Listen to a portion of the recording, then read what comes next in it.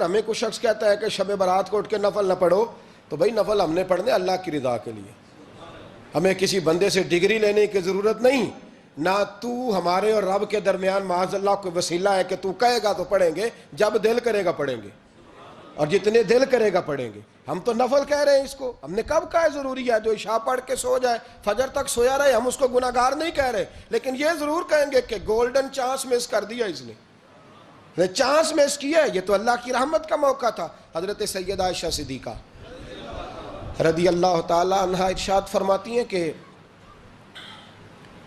شعبان کی 15ویں رات تھی، یعنی شب برات کی رات، فرماتی ہیں شعبان کی 15ویں رات تھی، میں نے اچانک نظر ڈالی تو حضور میرے بستر میں تھے، پھر میری نظر پڑی تو حضور نہیں تھے، میرے دل میں گمان آیا، خیال آیا کہ شاید کسی اور زوجہ کی طرف حضور کا میلان تباہ ہو گیا ہو، وہاں تشریف لے گئے ہوں۔ فرماتی میں اٹھی باہر گئی تو نبی کریم علیہ السلام جنت البقیع میں تھے، قریب ایک جگہ پہ حضور دعائیں مانگ رہے تھے۔ فرماتے میں گیا تو حضور فرمانے لگے ابو بکر کی بیٹی تو نے کیا گمان کیا کہ اللہ کا رسول تیری حق تلفی کرے گا؟ عرض کی حضور آپ مالک ہیں، کہیں اور جانا چاہیں تو میری طرف سے پابندی نہیں۔ کہتی ہے وہاں کھڑے کھڑے میرے رسول کریم نے بیان فرمایا، یہ ترمذی کے لفظ ہیں، حضور نے فرمایا عائشہ یہ شعبان کی 15ویں رات ہے، مدینے میں سب سے زیادہ بکریاں بنو کلب کا قبیلہ پالتا تھا، فرمایا آج کی رات بنو کلب کے قبیلے کی بکریوں کی تعداد کے مطابق اللہ میری امت کے لوگوں کی بخشش فرما دے گا۔ یہ وہ رات ہے۔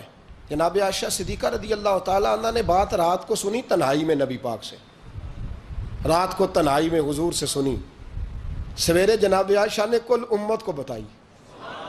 اگر یہ بات اہمیت والی نہ ہوتی تو بی بی صاحبہ آگے روایت کرتی، یہ کتابوں میں آتی، یہ لوگوں کو بتاتی۔ حضرت عائشہ نے روایت کیا اور مولا علی شیر خدا نے تو کھل کے کہا، ابن ماجہ میں حضرت علی سے پیار کرنے والوں کے لیے الگ عنوان، مولا علی نے کھل کے فرمایا شعبان کی 15ویں رات کو رات عبادت کرنا اور سویرے روزہ رکھنا۔ حضرت علی کے لفظ بائی نہیں سیاستہ میں، رات کو عبادت کرنا، دن کو روزہ رکھنا۔ ویسے تو رب کریم ہر روز تہجد کے وقت پہلے آسمان پر نزول اجلال فرماتا ہے اور لوگوں کو فرماتا ہے کوئی بخشش مانگنے والا؟ اور فرمایا ہر روز تہجد کے وقت یہ اعلان ہوتا ہے، پر شب برات کو نا شروع رات سے یہ اعلان شروع ہو جاتا ہے۔ ادھر دیکھو میری طرف، مغرب سے اعلان شروع ہو جائے گا۔ اللہ کرے آپ کو سمجھ آئے، اللہ کرے آپ کو، اور بھائی یہاں باہر لوٹ سیل لگ جائے، یہاں ابھی سیل لگ جائے، 5000 والا جوڑا 1500 میں، تو رش ختم ہوگا؟ اور بھائی اگر یہ لگ جائے، چلو یہ تو دور کی بات ہے نا، ہم تو لنگر والے لوگ ہیں، اگر لنگر کا اعلان ہو جائے کہ بڑا تگڑا ہے، بڑا تگڑا، ہمارے ہاں تو شادی کی روٹی کھلتی ہے تو لوگ آخری روٹی سمجھ کے کھاتے ہیں، تو شاید اللہ ماشاءاللہ یہ آخری ہے، اس کے بعد نہ ملے گی۔ جب اعلان ہوتا ہے اور دعوت ہوتی ہے کہ کھلا ہے جی کھاؤ، کیا حشر ہوتا ہے، کیا انداز ہے۔ مولا علی شیر خدا حدیث روایت کرتے ہیں، رنگ کیا ہے؟ فرمایا باقی راتوں میں نا تھوڑا سا پیکج ہوتا ہے، تھوڑا سا، آخری حصے میں رات کے شب برات کو نا رات چڑھتے ہی اللہ پہلے آسمان پر جو اس کی شان کے لائق ہے نزول جلال فرماتا ہے، اور پہلا جملہ یہ فرماتا ہے کوئی معافی مانگنے والا؟ اللہ کرے آپ کو سمجھ آئے، یعنی معافی دینے والا کہہ رہا ہے چلو آؤ ادھر، آؤ ذرا معافی مانگو، میں معاف کرنے آیا ہوں، مانگو معافی، ہے کوئی معافی مانگنے والا؟ معاف کر دیں گے۔ اور آپ فرماتے ہیں ہے کوئی رزق مانگنے والا؟ وہ جو بڑی درخواستیں دیتے پھرتے ہیں نا مختلف اداروں میں، وہ ایک درخواست نا کل شب برات والی رات بھی دیں۔ اللہ کرے آپ کو سمجھ آئے۔ وہ جو کہتے ہیں نا بڑی بڑی کمپنیوں میں نے اپلیکیشن جمع کرائی ہے تو کہیں کام نہیں بن رہا تو نسخہ دے رہا ہوں، ایک اپلیکیشن کل رات بھی جمع کراؤ انشاءاللہ کام بن جائے گا۔ اور میں نہیں کہہ رہا، مولا علی شیر خدا فرما رہے ہیں، اور وہ خود نہیں فرما رہے، وہ نبی پاک کا فرمان نقل کر رہے ہیں، اور وہ رسول اللہ صلی اللہ علیہ وسلم کی بات نہیں بیان کر رہے، وہ کہتے ہیں رب فرماتا ہے کوئی روزی مانگنے والا؟ سارے سیٹھوں، نوابوں، جاگیرداروں کے پاس جا جا کے تھک گئے ہو، ایک دن میرے کہنے پر، ایک رات، ایک دیہڑی ذرا شب برات والی لگا کے تو دیکھو، پر شرط یہ ہے کہ یقین کامل ہو، ارادہ یہ، مطلب اللہ معاف کرے، آپ نے ناراض نہیں ہونا، لیکن وہ ماحول اس طرح کا ہے کہ شب برات کو ایک دو ساتھی کو کہا رات کو عبادت کر کہتے جی وہ تو ٹھیک ہے پر سویرے چھٹی نہیں، کام کرنا ہے. یعنی رب کہہ رہا ہے کہ تو آ جا شب برات کی رات، جو مانگے گا وہ تجھے، لیکن یہ ادھر نہیں توجہ کر رہا. یہ کہتا ہے سویرے 10 بجے دکان نہ کھلی تو مشکل ہو جائے گی، دفتر نہ گیا تو حالات. آپ دیکھیں ذرا، اب جب یقین اس طرح کا ہو تو پھر تو میں ساری زندگی اداروں میں درخواستیں دینی ہیں. پھر آپ جیسا آپ کا مزاج ہوگا، اللہ تعالیٰ تو بندے کے گمان کے قریب ہے. تو میرے رسول پاک علیہ السلام نے ہمیں یہ میسج دیا، پیغام دیا، فرمائے اس رات جو اولاد مانگے گا رب اسے بھی عطا فرمائے گا. اس رات جو اللہ سے بخشش مانگے گا اللہ اسے بھی دے گا. اس رات جو رب کریم سے عزت مانگے گا اللہ اسے بھی عطا کرے گا. شارحین نے لکھا اس رات جو رب سے پردہ پوشی مانگے گا اللہ اسے پردہ پوشی بھی عطا کرے گا. جو جنت کا سوالی ہوگا رب اپنے فضل سے عطا فرمائے گا. کوشش فرمائے.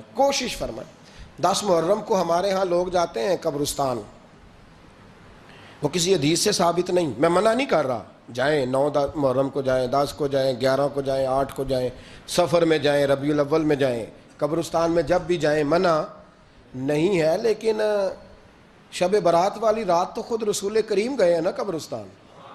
اب جو بات میں نے سمجھانی ہے اس کو سمجھیں. نبی پاک کی والدہ کا مزار نہیں ہے وہاں جنت البقیع میں. حضور کے کو بھائی بہن حضور کیا کرنے گئے؟ امت کی بخشش کے لیے گئے. شب برات کی رات لالچی نہ بنے کہ صرف میں نے اپنے لیے روزی مانگنی ہے، کل امت کے لیے مانگے رب کریم سے. مانگے اپنے بھائی کے لیے، مانگے اپنی بہن کے لیے، مانگے اپنے بیٹے کے لیے، مانگے اپنی بیٹی کے لیے، مانگے اللہ کریم سے. یہ مانگنے کی رات ہے. پچھلی راتی رحمت رب دی کرے بلند آوازہ، بخشش منگن واریاں کارن کھلا جے دروازہ. آئیں اللہ کی بارگاہ میں اس رات کو کھل کے دعا مانگیں. قبرستانوں میں نا کچھ قبریں ایسی ہیں کہ جو بتاتی ہیں کہ سالوں بیت گئے ہیں کوئی آیا نہیں. کچھ قبریں بتاتی ہیں. اور کچھ بڑے قبرستان بڑے شہروں میں ایسے بھی ہیں کہ جن کا گورکن کہتا ہے کہ مجھے کمیٹی نے کہہ دیا ہے جہاں 4-5 سال کوئی نہ آئے وہاں نئی قبر بنا دیا کرو. وہاں نئی قبر بن جاتی ہے معاذ اللہ. او بھائی کچھ ہیں ایسے، کچھ ہیں. یہ جائیں نا اکبر بادشاہ یہاں لیٹا ہے لاہور میں تو شعر لکھا ہوا ہے، بر مزارے ماں غریباں نے گلے پروانہ سوزز نے صدائے بلبلے. فارسی کا مقولہ لکھا ہے اس کی قبر پہ، کہتا ہے میں وہ غریب ہوں. اعلیٰ بادشاہ ہے مقبرے میں لیٹا ہے، کہتا ہے میں وہ غریب ہوں کہ نہ یہاں کوئی پروانہ آتا ہے نہ بلبل آ کے گیت گاتی. کوئی آتا ہی نہیں، کوئی فاتحہ نہیں پڑھتا، کوئی فاتحہ نہیں پڑھتا. او بھائی کئی قبریں ایسی ہیں جن پہ سالوں بیت گئے کوئی لوٹا نہیں. اور مشکات میں حدیث ہے میرے نبی کریم علیہ السلام نے فرمایا جو قبر میں ہوتا ہے وہ تو اس آدمی کی طرح ہے جو دریا میں ڈوب رہا ہے اور وہ انتظار کر رہا ہے کہ میرا بیٹا میرے لیے دعا مانگے، میری بیٹی دعا مانگے. پر بیٹے کو تو 27 سال ہو گئے، ملک سے باہر ہے. کاغذ بنے گے تو ابے کی قبر پہ آئے گا نا، اس کے تو کاغذات ہی نہیں مکمل ہو رہے. وہ بیٹے کو تو مشکل ہے بڑی، وہ تو کاغذات نہیں بن رہے. وہ تو دولت کا مطالبہ پورا ہوگا تو جبھی وہ کام ہوگا نا. انتظار ہو رہا ہے قبروں میں میرا بیٹا دعا کرے، میرا بھائی دعا کرے. اور اگر بچہ دفن ہے تو وہ کہتا ہے میری ماں دعا کرے، میرا باپ دعا کرے. کوشش کریں شب برات بعد از مغرب یہ رواج پیدا کریں. یہ رسول اللہ کا طریقہ ہے صلی اللہ علیہ وسلم. قبرستان میں جائیں اور جا کر کے وہاں اللہ تبارک و تعالیٰ سے دعا مانگیں کہ یا اللہ جو اس قبرستان میں لیٹے ہیں وہ بھی، اور جو آج تک کلمہ پڑھنے والے دنیا سے گئے وہ بھی، اور جو قیامت تک جائیں گے وہ بھی. اے اللہ تو سب کی بخشش فرما دے. اللہ کی رحمت کو محدود نہ کریں کہ صرف مجھے بخش دے، اسے کہیں یا اللہ کل کی بخشش فرما. ساری امت کے لیے دعا کریں. شب برات کی رات نفل پڑھیں. ہمارے ہاں محفل ہوتی ہے ہر سال الحمدللہ، بڑے شوق سے بڑا خوبصورت ہم اہتمام کرتے ہیں. لیکن میں اکثر دوستوں سے کہا کرتا ہوں کہ جن کو اکیلے میں نفل پڑھنے میں مزہ آئے وہ اکیلے میں پڑھیں. کتنی کھلی بات کر رہا ہوں. میں پابند نہیں کر رہا کہ آپ یہاں آئیں گے محفل میں آئیں گے ضروری ہے. بھئی آپ کو اکیلے میں مزہ آتا ہے نا. کچھ لوگ تنہائی میں ہوں تو دل زیادہ لگتا ہے، وہ تنہائی میں کریں اللہ اللہ کوئی عرض نہیں. لیکن کچھ ایسے ہیں کہ نعت سنتے ہیں تو دل نرم ہوتا ہے، تقریر سنتے ہیں تو دل نرم ہوتا ہے. تو جن کا اس طرح نرم ہوتا ہے وہ مسجد میں آئے, بات سنیں. کچھ کو سب کے بیچ بیٹھ کے رونا آتا ہے. حضرت سعدی شیرازی فرمایا کرتے تھے کچھ لوگوں کے آنسو مجھے رلا جاتے ہیں. فرماتے ہیں کچھ کی آنکھیں دیکھ کے رو پڑتا ہوں, لہٰذا میں جب بھی ذکر کرتا ہوں محفلوں میں بیٹھ کے کرتا ہوں. تنہائیوں میں مجھ سے نہیں ہوتا, تو جس سے نہیں ہوتا وہ آئے نا, مسجد میں آئے, رات عبادت کریں. کل مغرب سے پہلے پہلے کام سمیٹ لیں سارے, اور مغرب کے بعد یہ رات شروع ہوگی, مغرب کے بعد ایک چھٹی کر لو اللہ رسول کے لیے. کر لیں گے انشاءاللہ تعالی ایک چھٹی. اور توبہ کی رات ہے, یہ توبہ کرنی ہے. توبہ کس کو کہتے ہیں؟ توبہ کا معنی ہے پچھلے گناہ پر پچھتانا, شرمسار ہونا. کہتے نہیں اے کاش میں نہ کرتا, اور وہ لفظوں میں نہیں, جملوں میں نہیں, توبہ رٹی رٹائی نہیں. شرمسار ہونا اور آئندہ گناہ نہ کرنے کا پکا ارادہ کرنا, اس کا نام توبہ ہے. دیکھیں اللہ تعالیٰ فضل کرے, میں نے پچھلے سال کہا تھا پھر کہتا ہوں, مسجدوں سے نا شب برات کی رات, شب قدر کی رات چیخوں کی آوازیں آتی ہیں, لوگ اتنا روتے ہیں نا. رونا چاہیے, کم روتے ہیں, زیادہ رونا چاہیے. لیکن سوال یہ ہے کہ اتنا زیادہ لوگ شب برات کی رات روتے ہیں, کیا پھر سویرے بددیانتی ختم ہو جاتی ہے؟ جو رات مسجد میں کھل کے رو کے آیا ہے اس کا پروگرام ہے نا کہ اب ملاوٹ کبھی نہیں کرے گا, اب گاہکوں سے جھوٹ کبھی نہیں بولے گا, اب وہ بددیانتی کا معاملہ کبھی نہیں کرے گا. لیکن رات روتا بھی رہے اور سویرے پروگرام یہ ہو کہ میں نے پھر لوگوں کو فریب دینا ہے, داؤ لگانا ہے, تو اس نے توبہ کیا رات کے, یہاں بس یہ ایکٹنگ کر کے لوٹ آیا ہے. یعنی بڑی سجا بنا کر کے سوار کر کے رات توبہ کی. کیا مطلب ہے توبہ کا؟ کہ توبہ آپ نے کی. حضرت حسن بصری سے کسی نے کہا توبہ کیا ہے؟ فرمانے لگے توبہ یہ ہے کہ جس گلی سے رب نے تجھے منع کیا ہے دوبارہ پھر تو اس گلی میں نظر نہ آئے, تو نظر ہی نہ آئے. اور جس جگہ جانے کا رب نے تجھے حکم دیا ہے پھر تو دوبارہ وہاں سے غیر حاضر نہ ہو. اگر یہ پروگرام ہی نہیں, ارادہ ہی نہیں. بچے ایک دو مجھے کہنے لگے کل حضرت صاحب توبہ کے موضوع پر ہم نے گفتگو کرنی ہے, تو کوئی باب بتائے کہاں پہ ہے. کچھ بچے شاگرد ہیں, کچھ مسجدوں میں جمعہ پڑھاتے ہیں. ایک نے مجھ سے کہا, تو میں نے کہا بیٹے پہلے مسجد میں جاؤ, 2 نفل پڑھو, توبہ کرو, توبہ کا ارادہ بناؤ. یہ رسم نہیں ہے. وہ نعت خواں بھی تو توبہ کر لینا جو شب برات کے دن لوگوں کو توبہ کرانے آیا ہے اور 25,000 کا سودا کر کے آیا ہے. تو آج اس کام سے تو توبہ کرنا, یہ نوٹ پھکوانے سے تو توبہ کرنا. یہ رسم ہے. ساری رات توبہ توبہ توبہ توبہ, یہ کیا معنی ہے اس کا؟ کیا مطلب کریں؟ امام غزالی فرماتے ہیں کہ ایک آدمی بادشاہ کا گارڈ تھا, سپاہی تھا, اس کا پہرے دار تھا, نگرانی کرتا تھا, بڑی وفاداری سے نوکری کرتا رہا. بادشاہ نے اسے تنخواہ کے علاوہ بھی بڑا نوازا. اسے بادشاہ نے بڑے الاؤنسز دیے, بادشاہ نے بڑا کچھ دیا, مکان دیا. کچھ سالوں کے بعد بادشاہ کو پتا چلا کہ یہ میرے لیے نہیں آتا تھا, اس کی تو میری کنیز پر نظر تھی. اس نے تو رات کی ڈیوٹی اس لیے لگوائی تھی کہ کنیز پر نظر تھی. تو امام فرماتے ہیں کہ بتاؤ پھر وہ بادشاہ اس کے ساتھ کیا سلوک کرے گا؟ وہ کیا سلوک کرے گا؟ تو لوگ کہنے لگے حضور لگتا یہ ہے کہ وہ نا 4-5 حصوں میں کاٹ کے تو کتوں کے آگے پھینکے گا. آپ فرمانے لگے میرا رب تو بڑا ہی کریم ہے, وہ تو ایسے نہیں کرتا. لیکن بتلاؤ اگر اسے پتہ چلے کہ یہ رسم کے لیے آیا ہے, اس کی تو نظر ہی مال پہ ہے, یہ تو سویرے بدلے گا نہیں, یہ تو دھوکہ دے رہا ہے, یہ تو توبہ کرنے آیا ہی نہیں, اس نے تو ڈھونگ رچایا ہے, اسے تو پہلے سے خبر ہے, تو پھر تم کیا امید رکھتے ہو؟ پھر کیا رویہ رکھتے ہو؟